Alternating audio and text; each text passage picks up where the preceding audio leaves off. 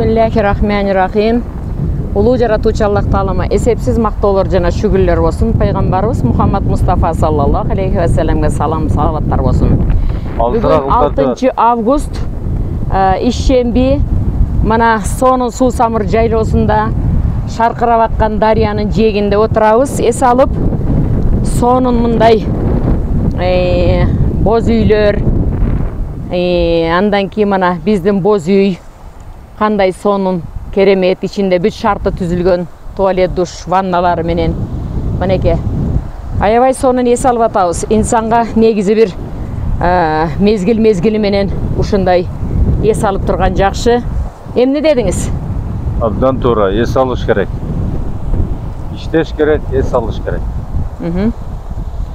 Эми иштесең, ишиңдин натыйжасы болсо, эс алсаң, бул эми мындай жакшы да. Жакшы нерсе да. Кыргызстанды көтөрүш керек.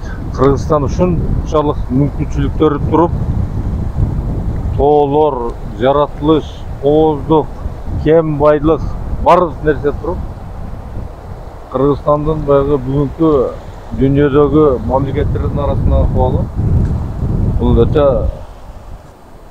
эч кимди канааттандырбайт да. Мындай кыргызстандыктар үчүн мындай уят эле нерсе да.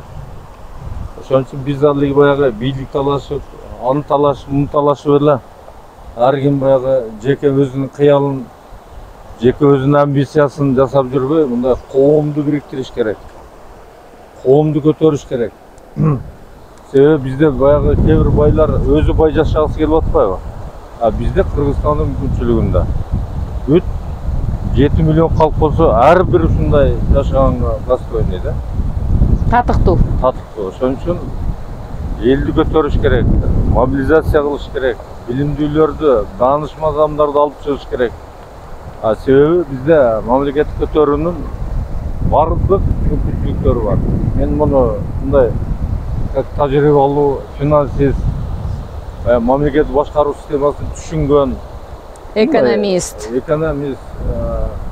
бухгалтер, мындай билимдүү адам катары билемин да. Мен эми көп мамлекеттердин баягы өнүгүү жолдорун окуганмын, кызыкканмын, изилдегенмин. Анан мен таң калам да, эмне үчүн бизде мамлекет өнүктүрсө болбойт да. Себеби бизде 30 жылдан бери ар түрдүү күчтөр бийликке отуруп келип атат. Себеби максаттары эле бийликке келиш. Анан элде эле баягы 30 жылдан бери бизде билим берүү системасы аябай отуруп калды. Саламаттык сактоо, маданият, биз бардык тараптан отурдук да. Бир эле шылтообуз, биз эң кедей мамлекетпиз, экономикабыз начар, бюджетибизде акча жок деген эле шылтоо менен. Анда эмне кээ бир адамдар бизде миллиардерлер да көп чыгып атпайбы? Ал миллиардер, бул миллиардер дейбиз. Анан кээ бир адамдарды миллиардер кылып эле отура бергенде уже болбойт да. Себеби азыр аламдаштыруу мезгили дейт. Аламдаштыруу мезгилинде коом бирикпесе, бул мамлекет деле жок болуп кетиши мүмкүн. Анан ошо бизде бир жаман адат болуп калды баягы. Жемкорлук, коррупция дегенге ушу белчебизден батып алып да, анан жыргап эле ошо октап, ошол коррупционерлерге баягы кошомат жасап, башка кылып эле баягы өнүгүү жолун таппай калдык. Ошон үчүн өнүгүү жолубузду табышыбыз керек. Кыргызстан биринчи жемкорлук каяктан кирди? Баягы билесиңер, бизде 93-жылы эме акча кирди, жаңы сом. Ошо сом киргенде, бул бардык эле источниктер жүрөт, окусаңар болот. 53 миллиард рубль ошондо биздин Кыргызстанда айланган. Бул эми баягы банкадагы акчалар, ишканалардын, жанагы компаниялардын, чоң завод, фабрика дегендердин, анан адамдардын личный жанындагы акчалар да баягы. Сберкасса мындай деген. Менимче ошол акча элдики гана акча алмашты дагы. Эми ошо 53 миллиард акчадан баягы сомго обмен болгондо 14 эле миллиард алмашты да. Ошондо где-то 70% теневой кетти. Ошол экономика, ошол акча азырга чейин көмүскө айланып атат да. Значит, көмүскөдө деген бул кээ бир адамдар үчүн гана ал акча иштеп атат. Өздөрүнчө баягы мамлекетке, коомго баягы ошол 14 миллиард алмашкан ошондо баягы 53 миллиардтанчы. Анан эми азыр ар бир мындай түрдүү сөздөр жүрөт, муну баягы текшерип, комиссия түзөө башка кылса да болот. Ошондо Россиядан 20 миллиард акча келген дейт. Анан бул жерде 39 миллиард жана айырмасы 53 миллиардтан 14. 5 машина 20 тонна 100 тонна акча Алматы аркылуу чыгып кеткен дейт. Доллар алмаштырып, ошондо бир 10-15 киши фамилияларын атап жүрүшөт. Ошолор ал долларга алмаштырып алган депчи. Мына ошол бойдон көмүскө болуп калды да, биз ошол бойдон мамлекет өлкө көмүскөдөн чыкпай калды. Биздин жанагы байкуш сом мактанабыз, 93-жылы биз биринчи киргиздик деп.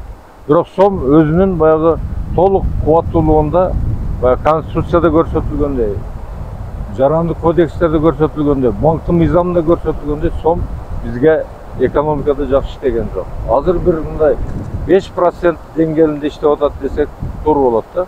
Ошон үчүн бизде жанагы курс доллар андай мындай бүт барлыгы эле баягы жалган сыяктуу да. Себеби бизде реальный биздин территорияда только баягы жарандык кодексте бар баягы обязательство валют деп, бизде только сом иштеш керек өзүчө. Валюта бул только баягы сыртка чыкканда. Чет өлкөлүк договорлор менен четке чыкканда. Биздин ичибизде даже курс деген болбош керек. Биз жанагы тенебойдогу отурган баягы эми азыр ошол убактагы 39 миллиард рубль доллар алмашылган болсо, ошол азыркы бир мындай эсептер боюнча ошол 100 миллиард доллар бизде азыр акча бар да элде. Ал 5 адамдын колундабы, 5000 адамдын колундабы аны билбейт эми. Ал акча реформа жүрсө, акча реформаны мына азыр уже Россия жүргүзөт, бардыгы жүргүзөт. Себеби азыр мезгил ушундай болуп калды. Кудай буюрса биздин сом иштейт. Кудай буюрса ушул баягы жанагы көмүскөнүн тарыгы бүт тамыры менен изилденип чыгат. Алар бардыгы чыга турган нерселер. Ошон үчүн мен ойлойм, биздин Кыргызстан кандай кылып тосуп, кандай кылып бут койсо, башка болсо бардыгы мезгилинде чыгат, жооп беришет. Бирок биздин мамлекетте элибиз да дүркүрөбөсө өнүгөт. Себеби биздин эл Аллах Таалам ушунча мүмкүнчүлүк бергенден кийин, ал мүмкүнчүлүктү Аллах Таалам мүмкүнчүлүк берет элди пайдаланганга. Ошол мезгил жакындап калды. Кудай буюрса биздин эл азыркы учурда мүмкүн 50 эсе, мүмкүн 100 эсе жакшы жашаган учур келет. Ал мындай аз эле, жакын эле калды. Себеби бүт дүйнөдө биздикилер каалап, каалабайбы, бүт дүйнөлүк процесс себеби ушуга азыр алып келатат да. Ошон үчүн Кыргызстан Аллах Таалам берген жер. Ошо биз баягы Аллага алкыш мактообуз, жасаган баягы шүгүрчүлүктөрүбүз жетерлик болгон болсо, пайгамбардын сүннөттөрүн мындай бурмалабай, башка кылбай так аткарсак, бизге Аллах Таалам берет. Биздин эл өтө бай жашаган эл болот. Мен ойлойм, дүйнөдө мусулман мамлекеттердин ушу 5 мамлекет болобу 10 мамлекет ичине киргенге Кыргызстандын толук шансы бар. Ал үчүн билимдүү, данышман адамдар керек. Ал адамдар бар. Ал адамдарга эми мүмкүнчүлүк Кудай буюрса жакында болот да. Ошон үчүн эл биргейлик, баягы төңкөрүш, аны муну дегендерди коёйлук. Бийликке келгендерди максат эле көрүп атасыңар. Бийликке жетсем эле деп сушашат. Бийликке келгенден кийин эле, себеби бул бийлик оюн эмес. Мамлекеттик башкаруу системасы бул өтө татаал система. Эми эмне үчүн татаал система? Эмне үчүн мындай? Буга өтө билимдүү, өтө данышман адамдар керек башкарып. Мындай жөн эле көчөдөн келип эле башкарып кете турган бул же бир баягы кичинекей бизнес эмес. Мында он бозүйчө тигип коюп ушул жерди башкарыш деле мындай кыйын да. Мамлекет башкарыш деген бул өтө башка. Буга даярдалган адамдар, жоопкерчилүү адамдар, ошо 7 миллион адамдын жоопкерчилигин алган кишилер керек. Ошо 7 миллион адамды ошол баягы максатын коюп быйыл мисалы үчүн жана мында айлык менен алганда, эми азыр 20-25 миң айлыган болсо, мен 1 жылдан кийин орточо айлыкты 100 миң кылам. Мен мисалга айтып атам. пенсияны 30 миңге чейин чыгарам. Жана балдардын пособиясын 20-25 миңге чыгарам деп максат коюп, ошо максатты ишке ашыра ала турган адамдар керек. Себеби ошол нерселерди, максаттарды коюп ишке ашырганга Кыргызстанда толук мүмкүнчүлүк бар. Толук мүмкүнчүлүк бар. Биз ал жакты көрөбөй эле, баягы бир болбогон бир майда чүйдөн нерселерге эле жабышып басып жүрөбүз. Себеби акылыбыз ошондон өйдө, майда чүйдөрдөн өйдө болуп атат да. Эгер акылыбызды жогору көтөрсөк, бизде мүмкүнчүлүктөр көп. Бул мүмкүнчүлүктөр жаратылыш, Аллах Таалам берген мүмкүнчүлүктөр. Кыргызстанда кен байлыктын түрү жок да, бардык түрү бар да. Эми ошону баягындай натыйжалуу пайдаланып, элди уюштуруп, жерибиз, туризмдебиз, биздин мамлекетте эми дүйнөдө болуп аткан нерсени бар туризм боюнча, баягы технология, жаңы технология, финансовый технология, баягы эгин тигиндерди, завод, фабрикалар, машиналарды бардыгын жасаганга мүмкүнчүлүк бар.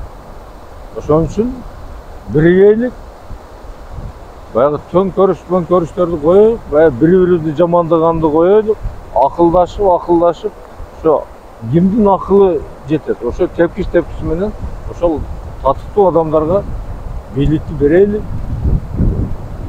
Ошол баягы айтканын аткарып башка. Анан эгер жыйынтык чыгара албаган болсо, баягындай 30 жыл күтпөй, сразу эле жок, сен мүмкүнчүлүктөрүң, айткан нерсеңди баягы мындай жасаганга келгенде аткара албадың, ал болбойт экен. Значит, башкасына берей, башка депчи. Ошон үчүн тез кыймыл болуш керек. Эми ушу баягы максатыбызды биринчи кыялымдан дейт го, кыялданайлык. Биздин мамлекетте ушундай деп, бизде бардык нерсе бар. Бизде укмуш дүйнөдө биринчи орунда биз жашасак болот. Бизде ар бир адам достойный жашаганга, ар бир адам эң болбогондо миллионер болуш керек деген кыялдарды коюп, аны максатка айландырып, план кылып, 1 жылда, 2 жылда деп анан ишке ашырайлык. Эң главный бизге результат, ишке ашырганды жыйынтык чыгарганды үйрөнөйлүк. Биз дайыма жыйынтык менен иштейбиз. Япондор дейбиз, башкалар дейбиз. Биздин алардан кем эмебиз бар. Ошон үчүн мен ойлойм, биз бириге алабыз, биз максат кое алабыз, биз максатты аткара алабыз, биз күчтүүбүз, биз жакшы жашаганга татыктуубуз. Саламатта болуңар.